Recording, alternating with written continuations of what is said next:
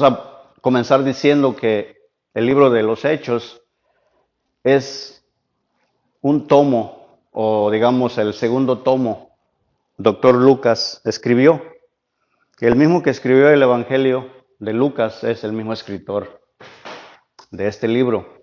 Capítulo 1, vamos a comenzar. Hechos 1 dice de esta manera. Comienza diciendo,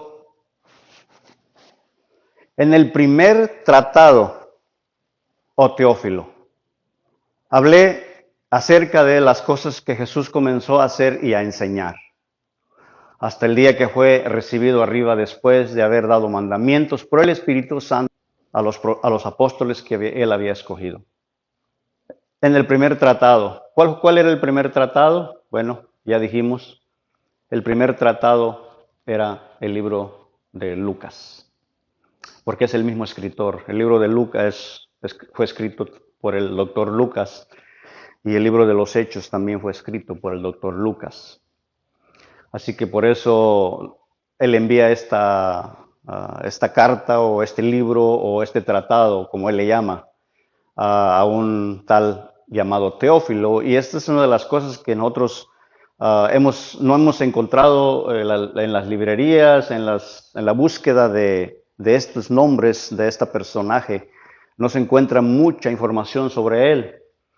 Lo que creemos que es que era tal vez un gran personaje encargado de algún oficio en el Imperio Romano, porque el doctor Lucas le envía a él esta información o estos libros para que los tomara en consideración. Porque si nosotros continuamos leyendo, nos vamos a vamos al primer tratado, a ver qué nos dice el doctor Lucas. Ahora, vamos a Lucas capítulo 1, y como lo leemos ahí, ¿verdad? El doctor Lucas dice, me ha parecido también a mí, después de haber investigado con diligencia todas las cosas de su origen, escribírtelas por orden, oh excelentísimo Teófilo. Esa es la razón por las cuales que en el libro de los Hechos menciona solamente Teófilo, pero en el primer tratado le llama excelentísimo Teófilo. Como que esta persona, la palabra excelentísimo es una salutación, no es una forma de respeto a la persona que tenía un gran cargo. Era algún mayor, de alguna provincia romana, alguna persona ejecutiva muy importante. No era cualquier persona. Y dice que le había parecido bien poner todas estas cosas que Jesús comenzó a hacer y enseñárselas y mandárselas a él, oh excelentísimo Teófilo. Y entonces en el libro de los Hechos ya no usa la palabra excelentísimo. Y lo que se cree es que posiblemente esta persona ya se había convertido al Señor. Y eso es imposible, ¿verdad? Es solamente una sugerencia de parte de uno, pero ya cuando una persona ya le habla con más confianza a otra persona es porque posiblemente ya se había convertido al Señor este personaje. Y que bueno, ¿no? Porque esa es la idea de la iglesia, ¿no? La iglesia es de compartir el Evangelio, de lo que estaba haciendo Lucas aquí. Es posible que estaba mandando estas cartas o estos libros para esta persona, para así distribuirlos y dar a conocer al Señor Jesús lo que él estaba haciendo, lo que él hizo en el Imperio Romano, y pasarlo así a todo el mundo. Así que el libro de los Hechos continúa diciendo, ya miramos que él escribió en efecto los dos tomos, el libro de los Hechos y el libro de Lucas. Pero vamos a continuar y seguimos leyendo, y decía en el capítulo 1, vamos al verso 3, a quienes también habiendo padecido, se presentó vivo con pruebas indubitables, apareciéndoseles durante 40 días y hablándoles acerca del reino de Dios. Este es el único lugar en donde se menciona que él estuvo después de su resurrección, estuvo en la tierra por 40 días más.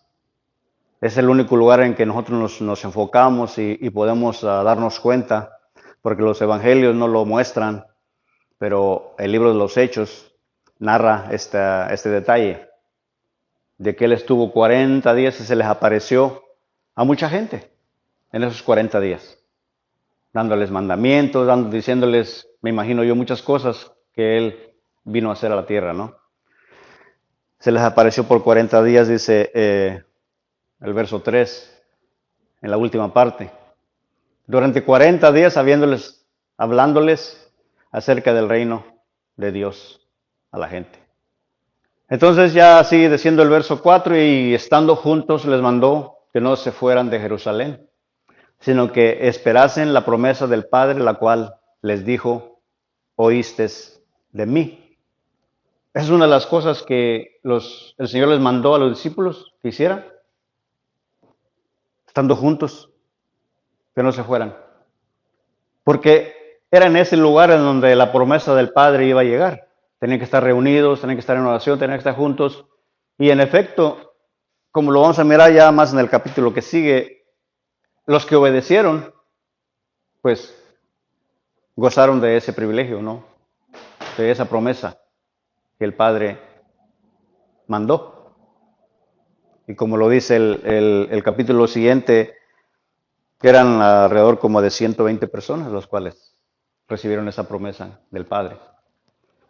Porque obedecieron, estando juntos, les mandó que no se fueran de Jerusalén. Yo imagino que si algunos que se fueron, pues no alcanzaron a ver ese privilegio, ¿no? No alcanzaron a tener ese privilegio de ser llenos en ese tiempo, de estar orando unidos y experimentar ese gran evento prometido de Dios para la humanidad. Y entonces ahí es donde el Señor Jesús dice en el verso 5, porque ciertamente, ¿no? Pues ya Juan lo bautizó con agua, mas vosotros seréis bautizados con el Espíritu Santo. Dentro de no muchos días, ya le está hablando de ese capítulo 2, ¿verdad? El verso 1 ya sabemos que ahí llegó el Espíritu Santo y todo. Entonces ya el Señor ya lo estaba preparando. Estén listos, estén a la expectativa. No se vayan de Jerusalén, estén reunidos porque ciertamente yo voy a mandar el Espíritu Santo. Entonces la gente ya conocía y estaba avisada, ¿no? Y ellos sabían ciertamente que Juan bautizó con agua, todos sabían el bautismo del agua. Y posiblemente estaban a la expectativa de qué será bautizar del Espíritu Santo, qué será ese bautismo. No sabían a lo mejor pero porque el del agua lo conocían ya, el del agua. Pero, ¿qué del Espíritu? Yo imagino que los 120, ya no lo dice la Escritura, pero me imagino que estarían ahí reunidos orando, Señor, ¿cuándo vas a mandar esa promesa? ¿Dónde está? ¿Y qué será? ¿Qué se sentirá? ¿Qué va a pasar? No sé, porque siempre estaba ahí con ese... yo imagino, siempre yo me gusta hacer mucho la imaginación. Es increíble lo que Dios hizo. Pues sí, seguimos leyendo el verso 6. Entonces los que se habían reunido les preguntaron diciendo, Señor, ¿restaurarás el reino a Israel en este tiempo? Yo pienso que aquí hay mucho que decir, ¿verdad? Mucho. Porque de aquí podríamos, digamos, no solamente continuar leyendo, sino más bien investigar un poquito sobre a qué se referían los discípulos. Porque ellos estaban muy conscientes de esa pregunta. Porque él ya les estaba diciendo, me voy a ir, me van a matar, si no me fuere el Espíritu no vendrá, y empezaba entonces ellos estaban ya viéndolo a él como, espérame, pero entonces, ¿cuándo vas a restaurar a Israel? O sea, si nosotros eras tú la persona que nosotros estamos esperando para que nos libre prácticamente del yugo de todos los que nos tienen subyugados. Tú eres la salvación nuestra para que nos des esa libertad, nos libres de los enemigos. Y tú dices que te vas a ir, que vas a mandar el Espíritu Santo. Y le preguntan esto al Señor. El verso 6, entonces los que se habían reunido le preguntaron diciendo, Señor, restaura, como que no les importaba mucho lo del Espíritu Santo porque no lo conocían muy bien, ¿no? ¿Qué será el Espíritu Santo, no? Dijeron, a ellos les interesaba el gobierno. Tu persona, no te vayas, quédate aquí. O sea, lo vemos también en Juan 14, ¿no? Que también les, ¿por qué estás tristes? ¿Por qué estás tristes? ¿Por qué? No es mejor que me vaya, porque si yo no voy, el Espíritu Santo no puede venir. O sea, ellos no sabían todavía esa experiencia que el Espíritu Santo haría. Y por eso le preguntan esta pregunta en vez de haberle preguntado, Señor, ¿y cómo es el Espíritu Santo? Señor, ¿y qué se siente? ¿O qué vamos a esperar? O sea, va a ser un gran ruido? ¿Va a ser una silueta que vamos a mirar? O, díganos, explícanos más eso. Pero no estaba mucho dentro de su corazón esa pregunta del Espíritu Santo. Era más bien, Señor, restaurarás a Israel. A ellos les interesaba el gobierno, ¿verdad? Que ya estos ya nos traen, los romanos ya nos traen, los griegos ya nos traen, o sea, siempre hemos sido esclavos del mundo, ya queremos ser libres, queremos tener nuestro propio gobierno, quiero que un líder se levante y nos gobierne y le ponga el pie a todos. Y dice él, ¿no? Dice, ¿qué les contesta él? ¿No os toca a vosotros saber los tiempos o las sazones que el Padre ha puesto en su sola potestad? Note ahí ¿qué es lo que los judíos conocían? Por eso es que de aquí, del verso 6, del verso 7, no puede uno pasarlo desapercibido, sino que tiene que comenzar a enseñar, a descifrar por qué preguntaron eso ellos. Y no les interesó tanto lo que el Señor les traía. Él les decía, no se van de Jerusalén porque van a ser investidos con el poder de lo alto. A ellos no les interesaba mucho eso porque no lo conocían, no sabían qué iba a ser, qué era, pero sí les interesaba mucho saber la restauración de Israel, el reino de Israel, el gobierno que fuera arriba de todos, porque esa era la promesa de Dios, que ellos iban a estar siempre arriba, ¿verdad? Cabeza y no cola. Eso es lo que siempre ha estado en la cabeza de ellos. Pero en ese tiempo, a ellos no les interesaba tanto eso, porque por la pregunta que le hicieron no tiene nada que ver. Dice, y restaurarás el reino de Israel. O sea, antes de que te vayas, ¿lo puedes hacer? ¿O quién lo va a hacer? ¿O cuándo lo vas a hacer? O sea, el reino de Israel es lo que les interesaba, no tanto el Espíritu Santo. Entonces, cuando ya le dice a ustedes, no les toca saber esos tiempos. O sea, que van a suceder, sí, pero no en el tiempo que ustedes creen que es. Porque eso lo tiene Dios en su sola potestad. Y ahí es donde nosotros, donde por más de la iglesia cristiana, digamos, por más de 1900, casi 2000 años ahora, que han puesto exactamente a los judíos los han embotado, los han apartado, ha salido doctrinas que no son bíblicas de la misma iglesia cristiana, o sea, es lamentable decirlo, pero porque ellos no merecen no merecen lo que Dios les trajo, porque lo rechazaron y lo mataron.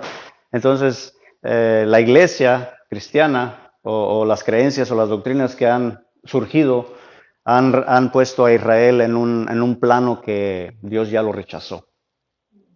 Dios lo puso para un lado y lo castigó y ya no tiene acceso a la salvación.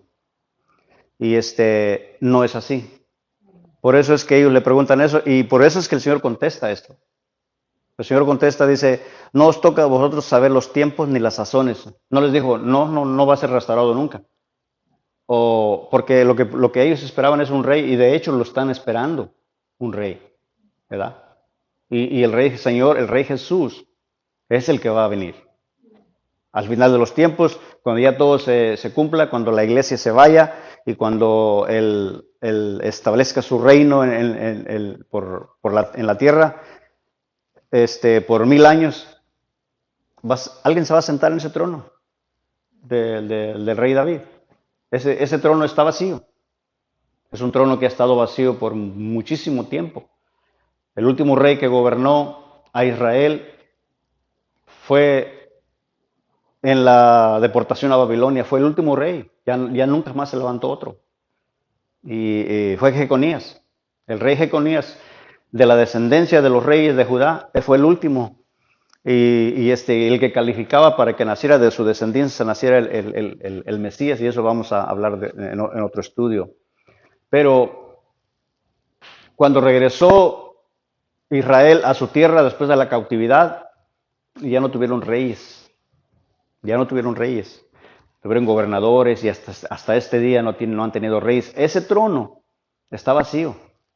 El trono que Dios le prometió a David, que su hijo se sentaría en el trono de David, ese está abierto todavía. Y eso es lo que los judíos están preocupados. Dice, Señor, restaurarás a Israel en este tiempo, porque solamente un rey lo puede hacer, que tenga poder, ¿verdad?